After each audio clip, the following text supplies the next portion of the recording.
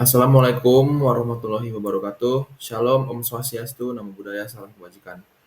Halo semuanya, kali ini saya Sugaran Okto Purbiatamba dan juga rekan saya Zini Arga Han Nabila akan menjelaskan mengenai laporan tugas besar metode penelitian milik kami dengan judul analisis segmentasi pelanggan dan prediksi loyalitas pada e-commerce fashion menggunakan analisis deskriptif dan juga regresi linear berganda. Oke, daftar isi yang akan kami jelaskan pada kesempatan kali ini adalah pertama latar belakang, kedua rumusan masalah, yang ketiga tujuan penelitian, yang keempat ada manfaat penelitian, yang kelima sistematika penelitian, dan yang terakhir ada data uji coba. Oke, saya akan menjelaskan mengenai latar belakang. Jadi latar belakang pada laporan kali ini adalah perkembangan e-commerce di fashion di Indonesia itu sangat pesat. Ya, masih menyisakan celah-celah penelitian di mana analisis deskriptif atau segmentasi RFM dan teknik prediktif atau regresi linear jarang digabungkan untuk mengatasi isu loyalitas pelanggan. Oleh karena itu, penelitian ini bertujuan untuk mengintegrasikan kedua metode tersebut dengan menganalisis data asli pelanggan untuk melakukan segmentasi dan prediksi nilai loyalitasnya, sehingga strategi pemasaran dapat dirancang lebih terpersonalisasi guna meningkatkan customer lifetime value dan daya saing bisnis. Kemudian, rumusan masalah yang kami dapat ada 3. Yang pertama, bagaimana segmentasi pelanggan pada e-commerce fashion dapat dilakukan berdasarkan karakteristik historis untuk mengidentifikasi kelompok pelanggan yang berbeda. Yang kedua, variabel perilaku mana saja atau seperti presensi, frekuensi, monetary, dan juga rata-rata nilai transaksi yang paling signifikan memprediksi loyalitas pelanggan yang diproyeksikan dengan nilai moneter pembelian di periode berikutnya pada e-commerce fashion. Yang terakhir, bagaimana akurasi model regresi linear dalam memprediksi nilai loyalitas pelanggan pada e-commerce fashion. Lalu, kami membagi tujuan penelitian kami menjadi 4. Yang pertama itu ada mengelompokkan pelanggan e-commerce fashion ke dalam segmen-segmen yang homogen berdasarkan karakteristik regensi, frekuensi, dan monetary atau RFM menggunakan analisis deskriptif. Yang kedua, mengidentifikasi variabel-variabel perilaku pelanggan yang paling berpengaruh signifikan terhadap loyalitas pelanggan. Yang ketiga, tujuan ketiga yaitu membangun dan menguji model regresi linear untuk memprediksi nilai-nilai loyalitas pelanggan di masa depan. Dan yang terakhir itu adalah memberikan rekomendasi strategis pemasaran yang terpersonalisasi bagi perusahaan berdasarkan hasil segmentasi dan hasil prediksi loyalitas yang diperoleh.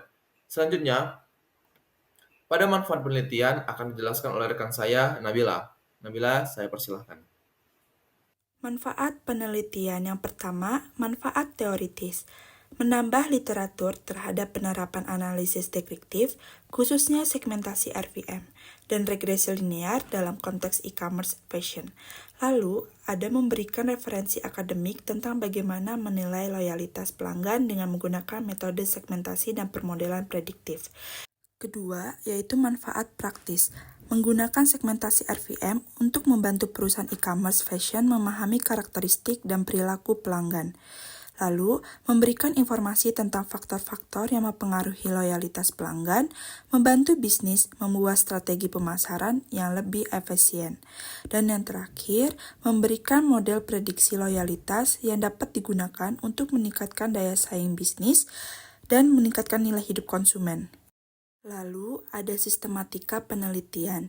Yang pertama, berisi latar belakang, rumusan masalah, tujuan penelitian, manfaat penelitian, dan sistematika penulisan. Yang kedua, memberikan penjelasan tentang teori-teori terkait seperti konsep tentang fashion e-commerce, loyalitas pelanggan, segmentasi RVM, analisis deskriptif, dan regresi linear sebagai teknik prediksi.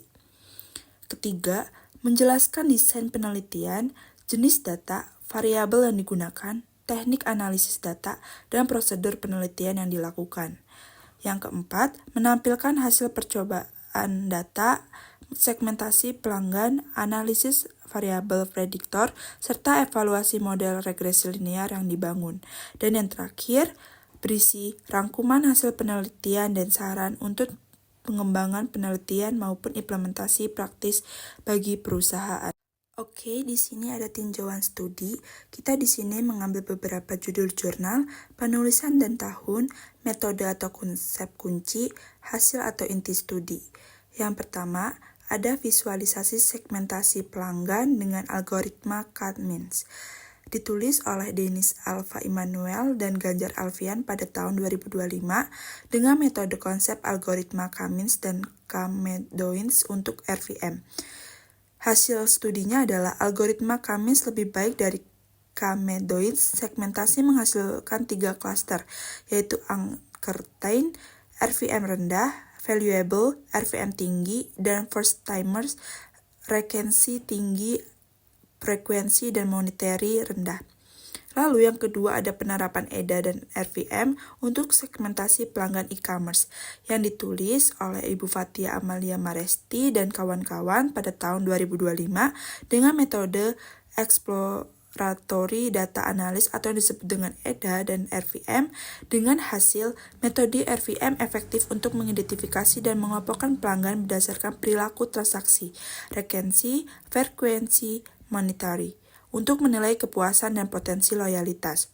Lalu yang ketiga ada segmentasi pelanggan dengan Fuzzy Siemens dan RVM yang ditulis oleh Stefanus Sendi Prasetyo dan kawan-kawan pada tahun 2020 dengan metode RVM dan algoritma Fuzzy Siemens.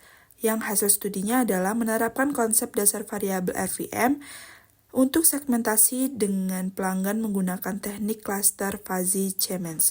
Lalu yang terakhir, ada faktor-faktor yang mempengaruhi loyalitas pelanggan fashion di Shopee. Yang ditulis oleh Ruwaida Selvi Alisa Trikinanti dengan metode analisis faktor loyalitas pelanggan. Dengan hasil studi mendefinisikan loyalitas pelanggan sebagai kecenderungan untuk membeli ulang secara konsisten dan menganalisis faktor-faktor yang mempengaruhi pada produk fashion di e-commerce. Baik, sekian presentasi kami kali ini. Apabila ada salah kata, mohon maaf. Wassalamualaikum warahmatullahi wabarakatuh.